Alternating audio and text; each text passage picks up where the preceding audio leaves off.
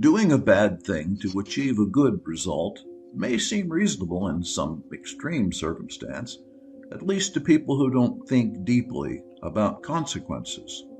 You may have heard someone insist in defense of their actions, the ends justify the means. Think about that for a moment. Do the ends justify the means? Does it matter what methods we use to accomplish our goals? Is it okay to lie and cheat to get what we want? Is that way of thinking good for society, good for our children who must inherit the consequence of how we think and act today? A prominent religious leader was recently quoted in U.S. News and World Report arguing for a worldwide socialist government. He said, "Every means to that end is justified, including murder and mendacity, that is, taking human life and lying." He said those words. He may have been convinced that global socialism would be good for society, but consider the cost he was urging us to pay. Falsehood? Murder? Is an anticipated good ever worth an evil method? If all of us agreed that evil deeds are justified as the means to obtain good results, where would it stop? How many innocent people would suffer? What could we rely on as truth once lies become our chosen method to attain the things we seek? Where would love and kindness be when violence is the hateful machine we use to get what we want?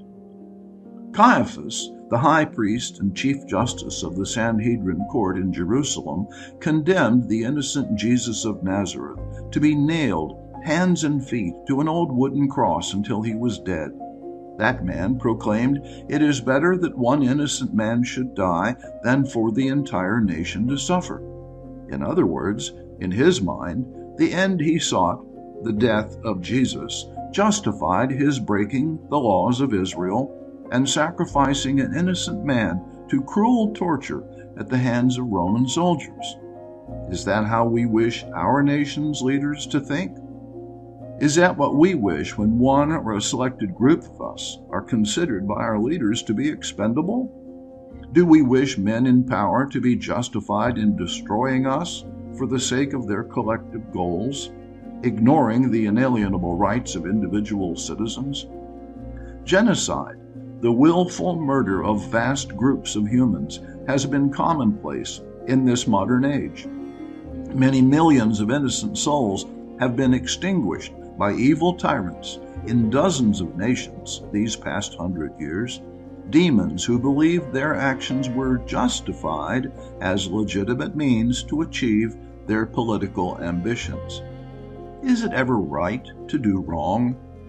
Great evils have been perpetrated on the human race for thousands of years by men who imagine that good in the long run can be achieved by doing bad things in the immediate present.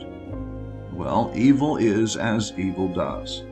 Martin Luther King Jr., a champion of civil rights, said, "Darkness can never drive out darkness. Only light can do that." He went on to say, "Hate can never drive out hate. Only love can do that." He understood and lost his life in an effort to instill in each of us that none of us can achieve a just result through unjust means. What goes around comes around. There is a reaction to every action. Consequence unavoidably follows every thought and deed, as night follows day. What we sow is what we reap. To promote a just society where peace and prosperity can shine in every home, we cannot kid ourselves into believing evil actions can ever bring us good results. The fool believes truth is relative, that reality is whatever he wishes it to be. The wise man knows our fate is determined by an unseen hand that bends to no man's will. We are all in this together. Life is a gift.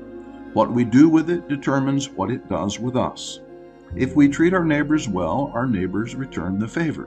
If we ignore principles, our schemes and labors are destined to fall short of our expectations. When we imagine it is acceptable to do wrong because we intend a good result, we sow a rotten seed. and the harvest is never what we wish for. Together we can make this planet a paradise. Our children can play safely in our streets. Our creative efforts can bring profits in accordance with our labor. This is our choice, the same choice offered to every generation. What we do today can brighten our own lives and the future lives of our children. Or we can ignore reality's principles and pay the certain penalty that never is abridged, never is avoided, and always is certain to bring adverse consequences in the long run when it's too late to go back and start again. The ends can never justify the means. Good begets good, because that's the way things are on this side of forever. Evil always creates suffering and loss, sooner or later. To do evil, so good may result, is the spirit of ignorance that breeds in the back alleys of our world, where violence is the only law and where ignorance and want struggle side by side in sorrow and squalor. Murder cannot be justified, nor theft, nor falsehood, nor dishonor, nor any other wrong, no matter what promised good some fool may offer as justification. Good begets good. And there we must secure our sacred trust as fellow human beings, so that good may fill our lives to overflowing and leave our children a better world. Our common enemy is falsehood. No goal, however lofty and inspired, can ever justify an evil deed. We hope this short presentation has convinced you to agree, and that the publication of this primary principle is worthy of your participating effort. Thank you.